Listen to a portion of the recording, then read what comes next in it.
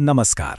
આજે આપણે દુનિયાના સૌથી વધુ પઠન થતા સ્તોત્રોમાંથી એક હનુમાન ચાલીસાના ઊંડાણમાં ઉતરવાના છીએ.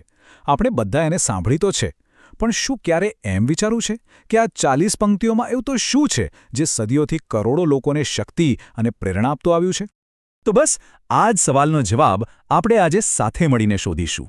આખરે આ નાનકડી કવિતામાં એવી કઈ વાત છુપાયેલી છે જે એને આટલી બધી શક્તિશાળી અને દરેકની પ્રિય બનાવે છે? ચાલો આ સફર શરૂ કરીએ. આપણી આ ચર્ચામાં આપણે પહેલાં તો સમજીશું કે આ ચાલીસા છે શું, પછી એના નાયક એટલે કે હનુમાનજીનું ચિત્રણ કેવું છે એ જોઈશું, એમની શક્તિનો સ્ત્રોત શું છે એ જાણીશું, લોકો એને શ્રદ્ધાની ઢાલ કેમ માને છે એ પણ સમજીશું, અને છેલ્લે આજના સમયમાં એનો વારસો કેટલો પ્રસ્તુત છે એના પર પણ નજર કરીશું. ચાલો તો શરૂઆત કરીએ એકદમ મૂળભૂત વાતથી. આ હનુમાન ચાલીસા ખરેખર છે શું અને એ આવી ક્યાંથી? તો જુઓ, હનુમાન ચાલીસા એના નામમાં જ એનો અર્થ છુપાયેલો છે. ચાલીસા એટલે 40. આ એક એવું ભક્તિગીત છે જેમાં મુખ્યત્વે 40 ચોપાઈઓ એટલે કે 4-4 પંક્તિઓના છંદ છે. આ છંદો એટલા સરળ અને લયબદ્ધ છે કે એને સહેલાઈથી ગાઈ શકાય છે. અને આ અદ્ભુત રચના જેમણે કરી છે એ છે મહાન કવિ સંત તુલસીદાસજી. જી હા, એ જ તુલસીદાસજી જેમણે આપણને રામચરિતમાનસ જેવો અમૂલ્ય ગ્રંથ આપ્યો છે. ચાલીસાના અંતમાં તેઓ ખૂબ જ વિનમ્રતાથી પોતાને હરિના સેવક ગણાવે છે, જે એમની ભગવાન પ્રત્યેની ઊંડી શ્રદ્ધા બતાવે છે. સારું, તો હવે વાત કરીએ એ મહાનાયકની, જેમના માટે આ સ્ત્રોત રચાયું છે. આ ચાલીસા આપણને હનુમાનજીનું કેવું ચિત્રણ આપે છે? ચાલીસાની શરૂઆત જ થાય છે જ્ઞાન ગુણ સાગરથી. એટલે કે હનુમાનજી ફક્ત શક્તિશાળી નથી, પણ જ્ઞાન અને ગુણોના ભંડાર પણ છે. રામદૂત તરીકે એ એકદમ વિશ્વાસપાત્ર છે. પવનસૂત તરીકે એમની શક્તિ દૈવી છે, અને કુમતિ નિવાર એટલે કે મનમાં આવતા ખરાબ વિચારોને દૂર કરનારા પણ એ જ છે. અને એમની શક્તિની સૌથી મોટી ખાસિયત એ છે કે એ પરિસ્થિતિ પ્રમાણે રૂપ બદલી શકે છે. અહીં જુઓ, એક તરફ માતા સીતાને મળવા માટે એકદમ નાનું સૂક્ષ્મ રૂપ લઈ લે છે, તો બીજી જ તરફ રાવણની સોનાની લંકાને બાળવા માટે એટલું જ વિશાળ અને ભયાનક વિકટ રૂપ ધારણ કરે છે. આ બતાવે છે કે સાચી શક્તિ કેવી રીતે પરિસ્થિતિને અનુકૂળ થઈ શકે છે. પણ એક મોટો સવાલ મનમાં જરૂર થાય કે હનુમાનજીમાં આટલી બધી આ અતુલ્ય શક્તિ આવે છે ક્યાંથી? શું એ ફક્ત શારીરિક બળ છે? ના, ચાલીસા આનો બહુ સ્પષ્ટ જવાબ આપે છે.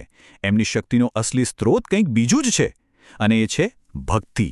અને આ જ સૌથી મહત્વની વાત છે. હનુમાનજી જે કંઈ પણ કરે છે, એમનું દરેક પરાક્રમ એ પોતાના માટે નથી, બધું જ એમના પ્રભુ શ્રીરામ માટે છે. એમની શક્તિનો હેતુ માત્ર એક જ છે, સેવા. રામ કાજ કરીબે કો આતુર, મતલબ કે રામના કામ કરવા માટે હંમેશા તત્પર. આ જ તો નિસ્વાર્થ ભક્તિ છે. આનું સૌથી ઉત્તમ ઉદાહરણ સંજીવની બુટ્ટીની કથામાં જોવા મળે છે. જરા કલ્પના તો કરો એ દ્રશ્યની. લક્ષ્મણજી મૂર્છિત પડ્યા છે, સમય બહુ ઓછો છે, અને એમને બચાવવા માટે એક ખાસ જડીબુટ્ટી જોઈએ છે. હનુમાનજી હિમાલય પહોંચે તો છે, પણ એ ચોક્કસ ઔષધિને ઓળખી શકતા નથી. તો હવે શું? એ એક ક્ષણનો પણ વિચાર કર્યા વગર આખો પર્વત જ ઊંચકી લે છે. આ શક્તિ અને સમર્પણનું, ભક્તિનું અંતિમ ઉદાહરણ છે. હનુમાનજીના આવા નિસ્વાર્થ અને શક્તિશાળી સ્વરૂપને કારણે જ સદીઓથી લોકો હનુમાન ચાલીસાને ફક્ત એક કવિતા તરીકે નહીં, પણ એક રક્ષણાત્મક કવચ, શ્રદ્ધાની એક ઢાલ તરીકે જોતા આવ્યા છે. ચાલીસાની આ એક જ પંક્તિ એનું મહત્વ સમજાવવા માટે પૂરતી છે. એક એવી માન્યતા છે કે જ્યાં મહાવીર હનુમાનજીનું નામ લેવાય છે, ત્યાં કોઈ પણ નકારાત્મક શક્તિ, કોઈ પણ ડર નજીક પણ નથી આવી શકતો. આ માત્ર શબ્દો નથી, પણ કરોડો લોકો માટે સુરક્ષાનો એક અતૂટ વિશ્વાસ છે. અને એટલે જ ભક્તો એવું માને છે કે ચાલીસાનું નિયમિત પઠન કરવાથી ફક્ત ડર જ નહીં, પણ નાસેય રોગ હરેય સબ પીરા એટલે કે રોગ અને બધી પીડાઓ દૂર થાય છે. જીવનના દરેક સંકટ કપાઈ જાય છે. એમ કહી શકાય કે આ મનને શાંતિ અને હૃદયને હિંમત આપતું એક શક્તિશાળી સાધન છે.